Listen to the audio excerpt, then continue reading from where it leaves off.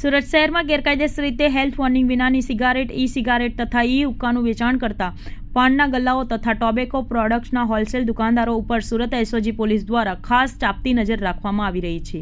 દરમિયાન એસઓજીના head constable Shailesh કાંતિલાલને મળેલી બાતમીના આધારે અડાજણ આલિશાન કોમ્પ્લેક્સ દુકાન નંબર G10માં આવેલા હોલસેલ ટોબેકોનું વેચાણ કરતા અંબિકા ટ્રેડ્સમાં ગેરકાયદેસર વેચાતી ઈ સિગારેટનો જથ્થો વેચાણ માટે રાખ્યો હતો. જે બાતમીના આધારે એસઓજી પોલીસની ટીમે દુકાનમાં રેડ કરી હતી. પોલીસે સિગારેટના 61 પેકેટ કબજે કર્યા અને એસઓજી પોલીસે દુકાનમાં રેડ પાડી દુકાનમાંથી હેલ્થ વોર્નિંગ વગરની એસેલાઇટ, ડિઝાર્મ બ્લેક તેમજ વિન કિંગ સાઇઝ નામની ગેરકાયદેસર વેચાતી સિગારેટનો જથ્થો મળી આવ્યો હતો. પોલીસે દુકાનમાંથી ₹12,000ની કિંમતના 61 પેકેટ કબજે કરી દુકાનદાર મનીષ ઉત્તમ પટેલની ધરપકડ કરી હતી. આ બનાવ અંગે એસઓજી પોલીસે અડાજણ પોલીસના ગુનો નોંધી આરોપી દુકાનદાર મનીષનો કબજો અડાજણ પોલીસને સોંપ્યો હતો. હાલ અડાજણ પોલીસે આ મામલે વધુ તપાસ હાથ ધરી રહી છે.